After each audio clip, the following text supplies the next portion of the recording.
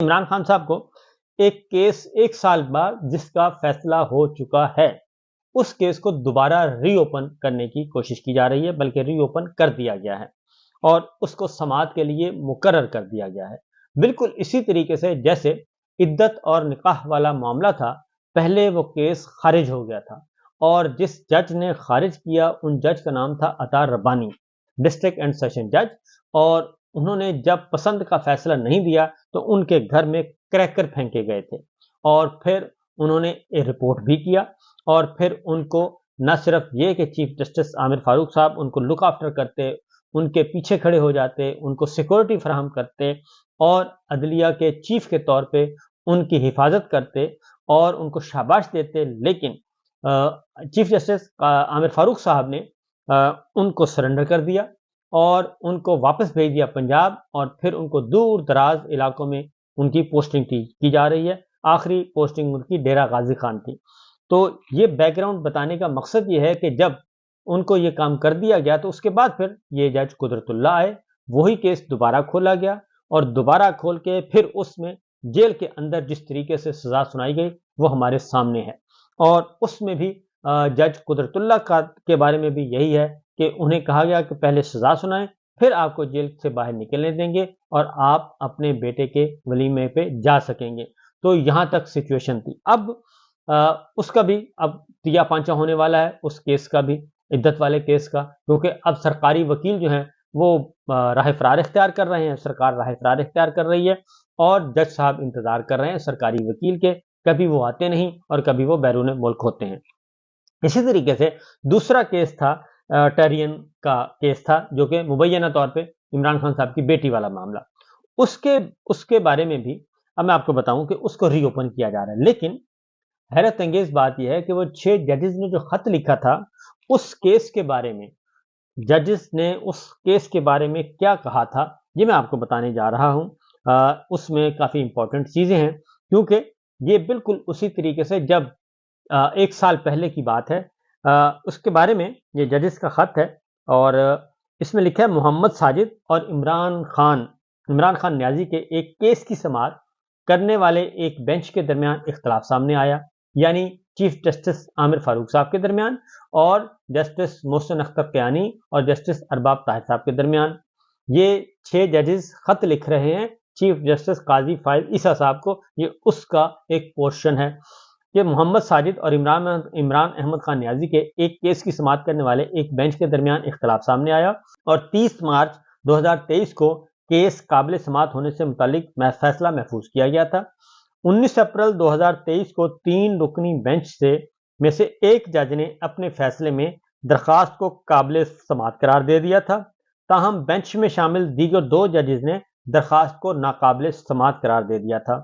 اب جنہوں نے قابل سماعت قرار دیا وہ چیف جسٹس عامر فاروق صاحب تھے، اور جن 2 ججوں نے ناقابل سماعت قرار دیا وہ تھے جسٹس ارباب طاہر صاحب اور جسٹس محسن اختر قیانی صاحب۔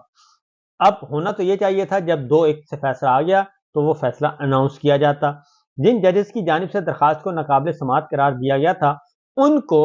ISI کے اہلکاروں نے ان کے دوستوں اور خاندان کے افراد کے ذریعے دھمکیاں دیں اور انہیں دباؤ میں لانے کی کوشش کی،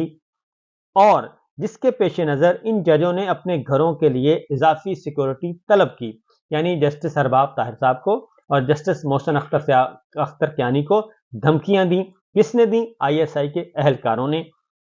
کہ ہم پسند کا فیصلہ دیں، چیف جسٹس عامر فاروق صاحب جو کہہ رہے ہیں وہی فیصلہ آپ بھی دیں۔ اب جس کے پیش نظر ان ججوں نے اپنے گھروں کے لیے اضافی سیکورٹی مانگی۔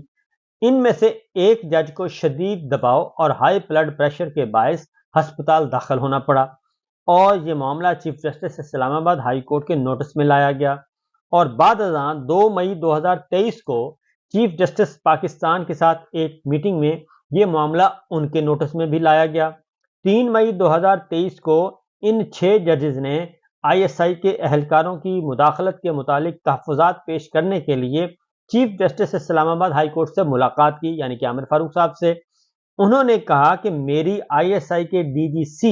یعنی کہ میجر جنرل فیصل نصیر جو اس وقت بھی ہیں ان سے بات ہو گئی ہے، اور انہوں نے ISI کے اہلکاروں کی جانب سے اسلام آباد ہائی کورٹ کے जज को किसी भी तरीके से अप्रोच ना करने की यकीन दहानी करवा दी है, लेकिन उन्होंने कहा कि ये मुदाखलत अभी भी जारी है। अब चीफ जस्टिस आमिर फारूक साहब से इसका मतलब है कि DGC major general Faisal Naseer राब्ते में थे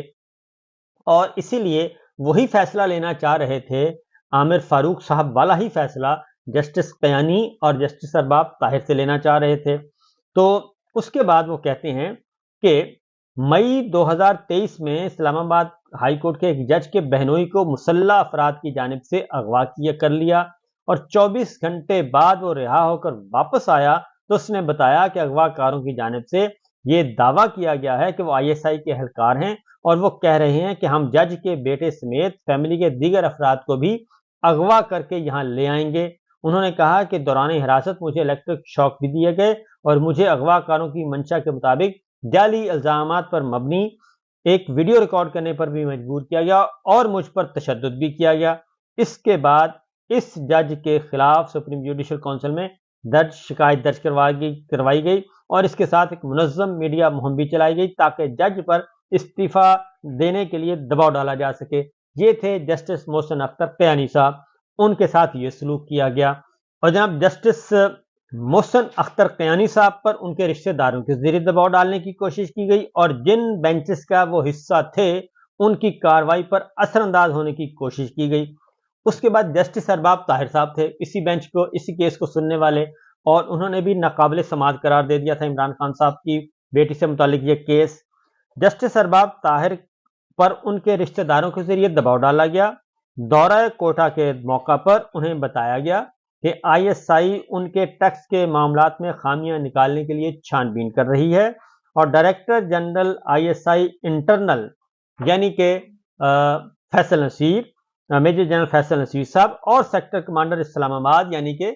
ब्रिगेडियर फहीम रजा जो इस वक्त भी हैं सेक्टर कमांडर इस्लामाबाद ने भी इन्हें अप्रोच किया और जिस बेंच का वो हिस्सा थे उसके जेर समाअत ऐसे केस में अपनी मर्जी के मुताबिक फैसला करवाने की कोशिश की जिसका फैसला पहले से लिखा जा चुका था